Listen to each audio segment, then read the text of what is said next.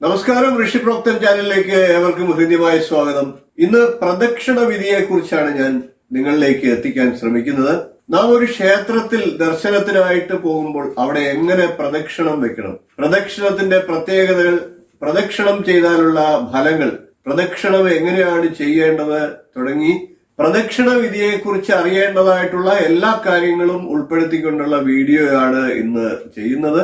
നമുക്ക് വീഡിയോയിലേക്ക് കടക്കുന്നതിന് മുമ്പായിട്ട് ചാനൽ സബ്സ്ക്രൈബ് ചെയ്തിട്ടില്ലാത്തവർ സബ്സ്ക്രൈബ് ചെയ്യാനായിട്ട് ഓർമ്മിപ്പിക്കുകയാണ്. ബെൽ ബട്ടൺ ഓൾ ക്ലിക്ക് ചെയ്താൽ തുടർന്ന് ഞാൻ നൽകുന്ന വീഡിയോകളുടെ നോട്ടിഫിക്കേഷൻ നിങ്ങൾക്ക് ലഭിക്കുന്നതാണ്. വീഡിയോ ഇഷ്ടപ്പെട്ടാൽ ലൈക്ക് ചെയ്യുക, അത് മറ്റുള്ളവരിലേക്ക് എത്തിക്കാനായിട്ട് ഷെയർ ചെയ്യുക. നിങ്ങളുടെ ഓരോ ലൈക്കും ഷെയറുമാണ് പുതിയ പുതിയ അറിവുകൾ നിങ്ങളിലേക്ക് എത്തിക്കാനുള്ള ഒരു പ്രോത്സാഹനം. നമുക്ക് പ്രദക്ഷിണ വിധിയെ കുറിച്ച് അറിയാം. ദേവന്റെ വലത്തുഭാഗത്തേക്ക് പോകുന്ന രീതിയിലുള്ള ഒരു വർത്തുള ചലനമാണ് പ്രദക്ഷിണം. പ്രദക്ഷിണം, പ്രദക്ഷിണത്തിന്റെ ഓരോ അക്ഷരത്തിലും ഓരോ അർത്ഥം കൽപ്പിച്ചിട്ടുണ്ട്. എന്ന അർത്ഥം നമ്മളുടെ മനസ്സിന്റെ എല്ലാ ഭാരങ്ങളെയും ലഘൂകരിച്ച് മനഃശാന്തി നൽകുന്നതാണ്. എന്ന അർത്ഥത്തിന് മോക്ഷം പ്രദാനം ചെയ്യുന്നു എന്നുള്ള അർത്ഥമുണ്ട്. പ്രദക്ഷിണത്തിന്റെ ഇക്ഷി എന്നുള്ള വാക്കിനെ എല്ലാ പാപങ്ങളെയും ഇല്ലാതാക്കി നമുക്ക് രോഗങ്ങളില്ലാതെ ജീവിക്കാനുള്ള അവസരം തരുന്ന വാക്കായിട്ടാണ് കൽപ്പിച്ചിരിക്കുന്നത്. എന്ന അക്ഷരം എല്ലാ ഐശ്വര്യത്തെയും പ്രദാനം ചെയ്യുന്ന അക്ഷരമായിട്ടാണ് കൽപ്പിച്ചിരിക്കുന്നത്. ഒരു ക്ഷേത്ര ദർശനത്തിനായിട്ട് നാം പോകുമ്പോൾ കുളിച്ച് ശുഭവസ്ത്രം ധരിച്ചുകൊണ്ട്, വൃത്തിയുള്ള വസ്ത്രം ധരിച്ചുകൊണ്ട് വേണം പോകാനായിട്ട്. അതാത് ദേവന്റെ നാമോച്ചാരണത്തോടു കൂടി വേണം ക്ഷേത്രത്തിലേക്ക് ഗമിക്കാനായിട്ട്. അപ്രകാരം നാമോച്ചാരണം ചെയ്തുകൊണ്ട് ക്ഷേത്രത്തിലെത്തിയതിനു ശേഷം ആദ്യമായി ക്ഷേത്ര ഗോപുരത്തിൽ നിന്നുകൊണ്ട് ദേവനെ സ്മരിക്കുക എന്നുള്ളതാണ് ചെയ്യേണ്ടത്. ക്ഷേത്ര ഗോപുരം ദേവന്റെ പാദമായിട്ടാണ് കണക്കാക്കുന്നത്. പാദത്തിൽ വന്ദിച്ച് ദേവനെ തൊഴുന്നതായിട്ട് സങ്കല്പിച്ച് അവിടെ നിന്ന് പ്രാർത്ഥിച്ചിട്ട് നമുക്ക് ക്ഷേത്രത്തിനകത്തേക്ക് കടക്കാം. ക്ഷേത്രത്തിനുള്ളിലേക്ക് കടക്കുമ്പോൾ വലിയ ബലിക്കലിന് സമീപത്തായിട്ട് നിന്നുകൊണ്ട് ദേവനെ തൊഴുതു പ്രാർത്ഥിച്ചിട്ട് ദേവനെ വലതുവശത്താക്കിക്കൊണ്ട് നാലമ്പലത്തിന് ചുറ്റുമുള്ള പ്രദക്ഷിണ വഴിയിൽ കൂടി പ്രദക്ഷിണം ചെയ്യണം. ക്ഷേത്ര മതിൽക്കെട്ടിന് പുറത്തുകൂടിയും പ്രദക്ഷിണമാകാം എന്ന് വിധിയുണ്ട്. അപ്രകാരം പുറത്തെ പ്രദക്ഷിണം കഴിഞ്ഞതിന് ശേഷം വീണ്ടും ബലിക്കലിന്റെ ഇടതുഭാഗത്തായിട്ട് എത്തി അവിടെ നിന്ന് ദേവനെ തൊഴുന്നതിന് ശേഷം വലതുവശത്തുകൂടി അകത്തേക്ക് കയറുക. ക്ഷേത്രത്തിനുള്ളിൽ പ്രദക്ഷിണം ചെയ്യുന്നതിന്റെ 3 ഇരട്ടി ഫലം ക്ഷേത്ര മതിൽക്കെട്ടിന്, നാലമ്പലത്തിന് ചുറ്റുമായിട്ട് പ്രദക്ഷിണം ചെയ്താൽ ലഭിക്കും എന്ന് ശാസ്ത്രം പറയുന്നു. അതുപോലെ തന്നെ ക്ഷേത്ര മതിൽക്കെട്ടിന് വെളിയിലുള്ള പ്രദക്ഷിണം 5 ഇരട്ടി ഫലം ചെയ്യും എന്നും പറയുന്നുണ്ട്. അതിനുശേഷം നമുക്ക് ക്ഷേത്രത്തിനുള്ളിലേക്ക്, നാലമ്പലത്തിനുള്ളിലേക്ക് എത്തിയതിനു ശേഷം പ്രദക്ഷിണം വെക്കാവുന്നതാണ്.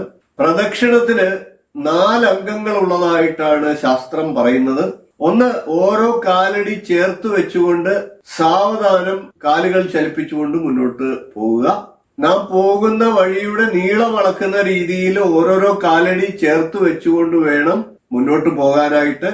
രണ്ടാമത്തെ അംഗം എന്ന് പറയുന്നത് കൈകൾ, ഇരു കൈകളും നെഞ്ചിൽ തൊഴുതു കൂപ്പുകയോ താമരമൊട്ടിന്റെ ആകൃതിയിൽ നെഞ്ചോട് ചേർത്ത് കൈകൾ വെച്ചുകൊണ്ടോ മുന്നോട്ട് പോകണം എന്നാണ് രണ്ടാമത്തെ അംഗമായിട്ട് പറയുന്നത്.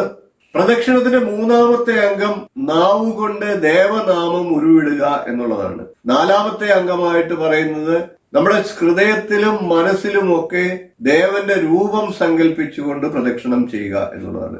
ഇപ്രകാരം 4 അംഗങ്ങളെ പാലിച്ചുകൊണ്ട് പ്രദക്ഷിണം ചെയ്യുക. പ്രദക്ഷിണം ചെയ്യുമ്പോൾ എല്ലായ്പ്പോഴും ദേവൻ നമ്മുടെ വലതുവശത്തായിട്ടാണ് വരുന്നത്. ശിവക്ഷേത്രത്തിലുള്ള പ്രദക്ഷിണം മാത്രം ചെറിയ വ്യത്യാസമുണ്ട്. അത് മറ്റൊരു വീഡിയോയിൽ ഞാൻ അറിയിക്കുന്നതാണ്, അതിന്റെ പ്രത്യേകതകളും കാരണങ്ങളും എല്ലാം. ഇനി നമുക്ക് പ്രദക്ഷിണം ചെയ്യുന്നത് വഴി എന്തെല്ലാം ഗുണങ്ങൾ ലഭിക്കും എന്നൊന്ന് പരിശോധിക്കാം. സൂര്യോദയത്തിന് മുമ്പായിട്ട് പ്രദക്ഷിണം ചെയ്യുന്ന ഒരു വ്യക്തിക്ക് രോഗങ്ങളില്ലാതെ ജീവിക്കാനായിട്ട് സാധിക്കും എന്നാണ് പറയുന്നത്. രോഗങ്ങൾ ഉള്ളവർക്ക് രോഗശമനത്തിനു വേണ്ടിയും സൂര്യോദയത്തിന് മുമ്പായിട്ട് പ്രദക്ഷിണം ചെയ്യാവുന്നതാണ്. സൂര്യോദയത്തിന് ശേഷം മധ്യാഹ്നം വരെയുള്ള സമയത്തുള്ള ക്ഷേത്ര പ്രദക്ഷിണം സർവാഭീഷ്ട സിദ്ധി ആണ് ഫലമായിട്ട് പറഞ്ഞിട്ടുള്ളത്. നമ്മളുടെ അഭീഷ്ടങ്ങളെല്ലാം സാധിക്കാനായിട്ട് നമുക്ക് സൂര്യോദയത്തിന് ശേഷം ഉച്ചപൂജ വരെയുള്ള സമയങ്ങളിൽ പ്രദക്ഷിണം ചെയ്യാവുന്നതാണ്. വൈകുന്നേരം സൂര്യ അസ്തമയത്തിന് മുമ്പായിട്ട് പ്രദക്ഷിണം ചെയ്യുന്നവർക്ക് സർവപാപങ്ങളും ഇല്ലാതായി തീർന്ന് പാപമുക്തി ഉണ്ടാകുന്നതായിട്ടാണ് ശാസ്ത്രം പറയുന്നത്. സൂര്യാസ്തമയത്തിന് ശേഷം രാത്രിയിൽ അത്താഴപൂജ വരെയുള്ള സമയത്ത് പ്രദക്ഷിണം ചെയ്യുന്നവർക്ക് മോക്ഷപ്രാപ്തി ഉണ്ടാകും എന്നാണ് ശാസ്ത്രം പറയുന്നത്. ജന്മജന്മാന്തരങ്ങളായിട്ട് നാം ചെയ്തിട്ടുള്ള പാപഫലങ്ങള് ഓരോ പ്രദക്ഷിണത്തിന്റെ കാലടി വയ്ക്കുമ്പോഴും കുറവ് വരുന്നതായിട്ടാണ് ശാസ്ത്രം പറയുന്നത്. പ്രദക്ഷിണം പൂർത്തിയാക്കി ദേവന്റെ നടയിൽ വന്നതിന് ശേഷം ദേവനെ തൊഴുതു പ്രാർത്ഥിക്കുക. അതായത് ദേവന്റെ ഛന്ദസ്, ധ്യാനം, മൂലമന്ത്രം എന്നിവ അറിയാമെങ്കിൽ അത് ചൊല്ലിക്കൊണ്ട് പ്രാർത്ഥിക്കുക. നമ്മളുടെ ആവശ്യങ്ങൾ ദേവനെ അറിയിക്കുക.